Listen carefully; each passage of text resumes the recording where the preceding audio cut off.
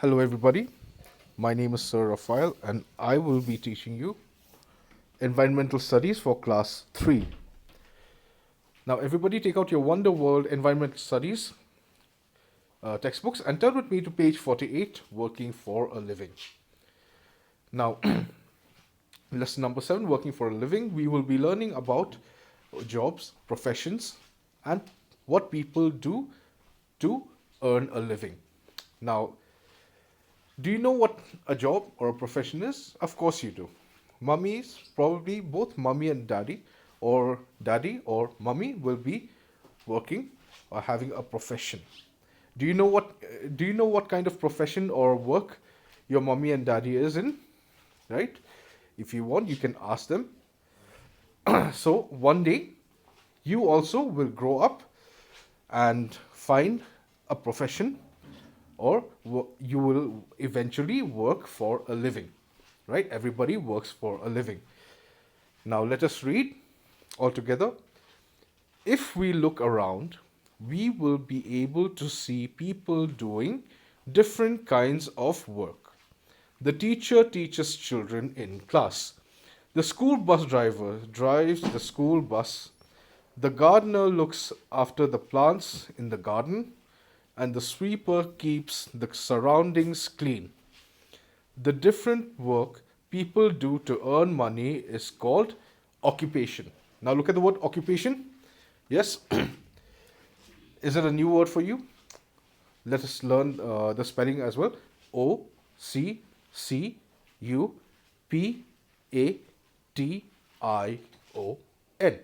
Occupation, right?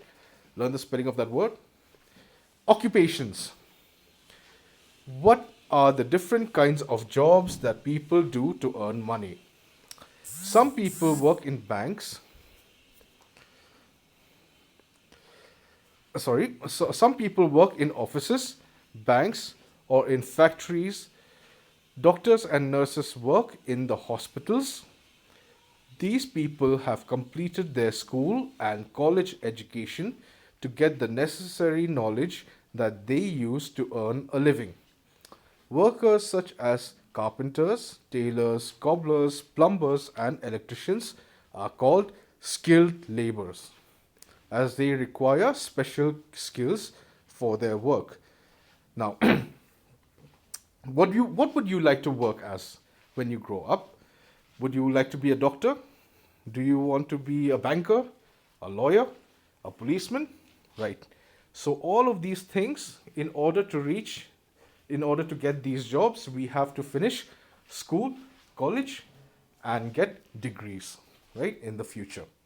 And then you have workers such as carpenters, laborers, cobblers, plumbers, and electricians, and they are called skilled laborers because they require special skills for their work, right? So moving on, we can see people around us with varied occupations. Some people may get a lot of money as a salary for the work they do. Others may not earn as much, right? However, all the work that people do is important. We could give equal respect to all the workers around us. Yes, this is very important.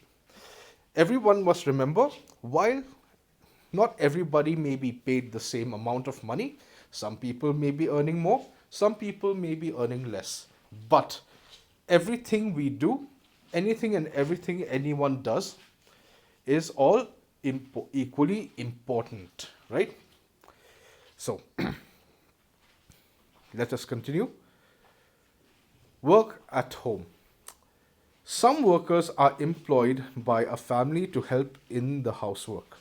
They are called domestic workers. They earn a wage for the work they do. The housemaid, cook, driver, gardener, and security guard are some domestic workers. In most families, the family members share the housework. Neera and Nikhil live with their parents and grandparents. Their father is an engineer and their mother is a doctor. All the family members share the housework. Mother makes breakfast, Grandmother helps the children get dressed for school. Father drops them to the bus stop. On the way back home, he buys milk and vegetables. In the afternoon, grandfather picks up the children from the bus stop. Grandmother serves lunch to the children. The children do their homework and keep their room neat and tidy. As the parents are tired when they return home from work, Nikhil and Neera help them to lay the table for dinner and clear it later. All the family members help each other so that they can lead a happy and comfortable life. They also go for picnics and holidays and spend their leisure time together. Now, let us look at this passage about Neera and Nikhil. They live with their parents and grandparents. Their father is an engineer, their mother is a doctor, right? So, if we look at this passage, Nikhil and Neera and all of the others help each other out with doing different things in the house, right? For example, keeping their room neat and tidy. And if their parents are tired when they return home from work, then Nikhil and Neera help them with laying the table for dinner, right? So all of the family members help each other out, right? And this is very important. Do you help your mommy and daddy out? Yes, this is a very important thing we should remember. So, next, working children. Look at the above pictures. Do you think these children go to school? Now, what can you see? Do you see the two pictures? Right, you see a boy making shoes, shining shoes, and helping out at a shop, right? You see a boy handing out tea. Do you think these children go to school? Now let us read. A lot of children from poor families do not go to school. They often work in houses of rich people, in factories, or in the fields. They pick rags, make, make glass bangles, knit carpets, make crackers, or sell things on the streets. They work in very difficult conditions, without proper food or rest. Often they do not get a salary. They are called child laborers. So these poor boys and girls, they do all of these different sorts of things like making shoes and selling tea and making bangles and making crackers, and then often and they are in very difficult conditions. Often they don't have proper food or rest, and they do not get a salary, right? They do not go to school like you, right? So they are called child laborers. Let us read. Let us meet some more children who work to earn money. I am Raju. My parents died and my grandmother brought me up. I studied till class 5. Then I had to work for a living as my grandmother was too old to work. I moved to the city to work. I work at a tea shop and send money to my grandmother. I am Sita.